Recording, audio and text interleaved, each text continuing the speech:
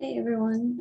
So my name is Charlie or Kai. I kind of go by Charlie professionally and Kai amongst my friends and family. Um, this is my first video for my Tea on Tea series. I wanted to start creating content because a lot of other trans people that I have talked to have also mentioned that you should definitely start a blog and start recording your voice and the various changes and take lots of pictures and stuff like that, because it's kind of difficult to see your progress if you're just looking at yourself in the mirror every day, and you can kind of get lost in feeling like you're not getting anywhere. And I also wanted to educate other people about my experience living in Canada and what that transition process has been like. So I've known that I was born female, and I have known that I'm a boy for a long time. And there was like a lot of kind of ups and downs and bumps in the road to come to this conclusion. And then it was right around my 29th birthday that I kind of felt like it wasn't an option to keep going as I was, and I wanted to be more authentically who I feel like I am inside and who I know I am. So my first experience with not fitting in my assigned gender at birth, I was about 4 years old. And I remember I had gone to this, it was like a choral concert or something, at like a church or something with my parents. And I remember asking my mom, or saying to my mom, I was really excited when I would get an Adam's apple.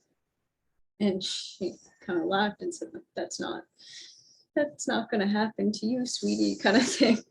And I remember feeling really devastated and confused because if all the other boys got Adam's apples, why don't I get one? So that was kind of like a really early disconnect. And then as a small child, I was, I always wanted to play with the boys. I got my hair cut short. I just, I thought I was one of the boys. And then when I was 11 years old, I got my period for the first time, and that was incredibly devastating. I just thought, that was it. My life was over. And I developed an eating disorder. And, everyone kind of thought that it was just like from the media, anorexia or whatever. And I was trying to control things that I felt I was completely out of control of. I wanted to stop my period. I kind of figured, if I couldn't be, if I was going to turn into a woman instead of a man, I kind of had this hope, almost like when kids are, when you read Harry Potter or something like that. It's really bad, distasteful reference probably, with everything that's come out about J.K. Rowling. But when you get your letter to go to Hogwarts, I kind of thought that that would happen and my body would figure it out and everyone else would figure out that I was actually a boy. And then I got my period and realized that that was not happening. And so that was really difficult, I think, on everyone in my life. I didn't like developing breast tissue and hips. And I mean, the hips more so came when I got into my 20s.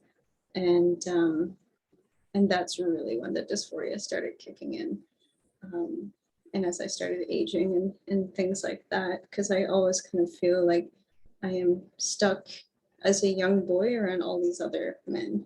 So even in my workplace where I hold a position of management, I always feel like I'm a child still because I haven't come into my voice and my body, and I'm not big like the guys, and I don't, basically I haven't turned into a man. I feel like a prepubescent boy.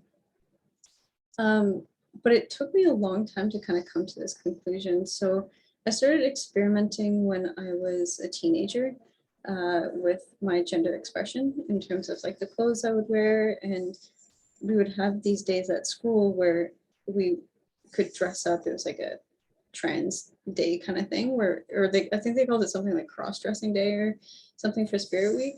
And so we would dress up as the opposite gender. And I remember feeling so euphoric when I would bind my chest and dress up as a guy, and would get compliments and stuff from some of my friends and things like that. And would be like, oh, you'd be a really cute guy. And it's like, oh, well, I am a guy. So I started asking a lot of people like questions like, what do you think I'd look like as a guy? Or, what would you still be my friend if I transitioned? And sometimes the answers were like, oh yeah, of course. And other times I got some disheartening answers throughout the years, like people really kind of feeding into that dysphoria without realizing it. Talking about how I'd be like a really short guy, and how they couldn't see me like that, and I shouldn't transition, and so those kinds of thoughts lived rent free in my head for a long time, and I kind of just thought that it wasn't worth it to transition. And I got very depressed and anxious, and being seen as female out in the world started to become really kind of anxiety inducing, and I was just not happy. I haven't been happy, and I started on antidepressants and I was working with a therapist. And then when I really started going into what I want and who I am in the world, I started coming to this realization that yes, I'm trans. But for a long time, I thought I wasn't trans enough because I don't fit into the gender or the stereotype of like, a masculine guy, like hunting and wearing camo and wanting to beat people up or something like that. So I thought that I couldn't be trans because I also identify with my feminine side as well, which is why non-binary really fit well for me, because there are a lot of feminine things I like, and most of it you could, put it down to being superficial or something. But when I'm, sleeping and having dreams, I always picture myself as a guy. And when I walk through my life, I often will forget that I'm female, and I'm like born female. And then when I pass by a window and see my reflection or a mirror, it's this weird disconnect. And even when I'm talking and the voice that comes out, like, oh, like, whose voice is that? And I don't feel dysphoric all the time, but I definitely, I definitely feel more dysphoric a lot of the time, and as time has gone on. So yeah, I guess I'll kind of just talk about like what my process has been and how I've gotten to here outside of that background information. So I stopped taking, I left a long-term relationship where the person that I was with didn't want me to transition, even though I brought it up softly a couple of times. And I'd been watching like a lot of trans YouTubers and taking in a lot of like trans content and kind of wondering, am I trans, or like, what does this mean? And then thinking like, oh, like I'm not dysphoric. I don't want to like, jump off a bridge today. So I must not be trans enough. So I should just deal with it. But there's so many different variations of what that looks like for everyone. And for me, I just kind of feel like this will, starting to transition will amplify things. And the further I've gone on with it, the more this has affirmed this thought process. So initially, I kind of had instances where people were like, oh, like you'd be such a great boyfriend, but you're not a boy. And in my head, I would go, but I am a guy. But then that disconnect would be like really confusing. And even if I was to like say it out loud, they probably wouldn't get what I was talking about. or it would start the trans conversation, which would send me into like an anxious mess, because I wasn't ready to come out and come to terms with that. And then about a year ago, I was like, no, like I'm trans. And I had seen this drag performer, and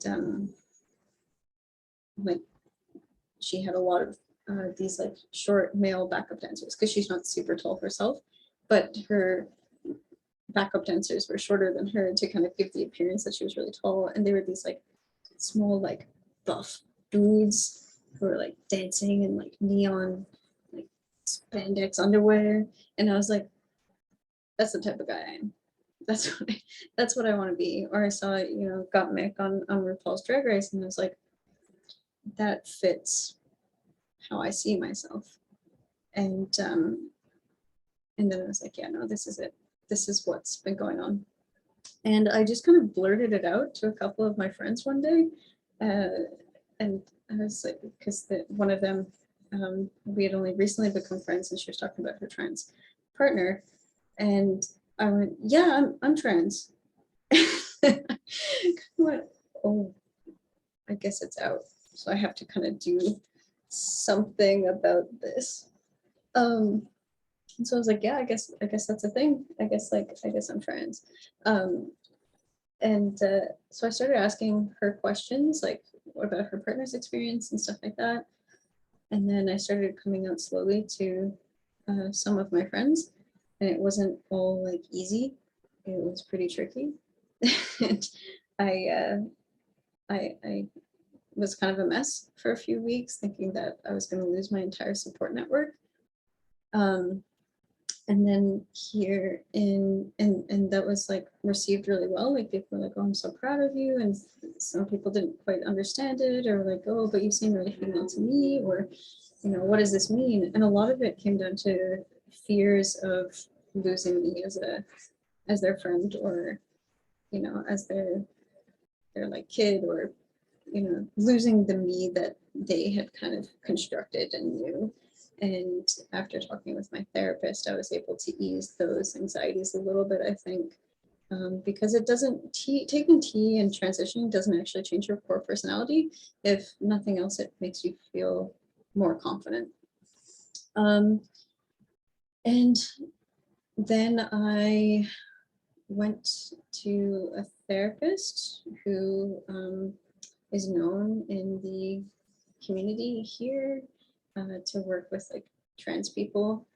And one of the things that we have to have in my province is we have to have a recommendation letter from a therapist saying like, yes, this person is trans and they can make decisions for themselves, and they know what they're doing and they know the risks and all this kind of stuff. Basically that I'm mentally fit enough to make the decision that, yeah, I'm trans and I want to medically transition. And so that took a few months after socially transitioning. And then I got my letter, and then I went to my doctor. My doctor is not informed overly well about trans issues and transitioning and taking hormones. But he sent me a referral to an endocrinologist. And then it was about 2.5 more months from that I went and saw the endocrinologist and had an appointment with her. And I met with her for the first time today, actually. And I had to get blood work done first. And I knew that this person was pretty good because she was using my chosen name, not my birth name, and my proper gender pronouns. So those are like key things when you're looking for someone to work with you who's going to be putting stuff into your body or working with you on like a transition process, which is like pretty intense. That if they're not willing to like do the basic thing, like use your name, then you should probably try and find someone else. And I know that it can feel like, oh my God, like everything's like I really want to do this right now. Like I wanted to do this yesterday or whatever, but it's really, really, really important to kind of do your research. And I knew that this person was good after doing some research on her. And then also, like when she writes my requisitions and stuff out, she'll put my chosen name and then my birth name in brackets, just because I haven't changed that information over quite yet, just for legality purposes. So I met with her today and she wrote me a prescription to start testosterone, and that was really exciting. And then I went to a pharmacist who was just down the street from me, and he is known for, he started up a clinic because there wasn't enough trans resources here in our community. And I knew that he was great and he's really close by. And so I went to him and said, this is my first day. I have this prescription. What do we do? And so he was like, oh, okay, like, what are your pronouns, you know? And I told him, he was like, okay, cool. And then he took me into his office and he went over like some of like the risks and stuff. And he showed me how to do an injection. And then we did that. And it wasn't in my butt. It was in my upper thigh. So it's intramuscular. So it doesn't have to be in your butt. Like it's, a lot of people do it in their thigh, in like the same spot that you would put like an EpiPen kind of thing. And yeah, and so I also asked him about like different forms of testosterone stuff that I could take. And we went over the gels and things like that. But ultimately for me, the injection just kind of made the most sense because I'm not someone who's like afraid of needles overly. And it's way cheaper, like $10 a month compared to $120 a month. And I go every 2 weeks, and I'm starting out on a smaller dose, and then we'll gradually be moved up to the point where it's a larger, like a dose of testosterone that is the same amount that an adult male would have in their body, kind of thing. Like someone born male at birth, kind of thing. Yeah, and it's, I mean, it's pretty simplistic. It's funny, all of the different pitfalls that trans people have to go through, like with our medical system, because from what the endocrinologist was saying, it's prescribing hormones to trans people is the same process as if you were to prescribe them to cis people for like hormone replacement. So like men who go for hormone injections or whatever because their testosterone levels are low, and stuff like that. So it should be simpler, and hopefully we'll get to a place where it is that. But the more education that's out there, the better. And it's quite funny how such a small thing. So this is my little testosterone vial. You can't really see it. It's pretty blurry there. But anyway, so that's it. And I take 0.6 mils. Yeah, 0.6 mils every 2 weeks to start. I'm very, very excited. So today was the first day. And I get another shot 2 Tuesdays from now. And yeah, I'll update you then.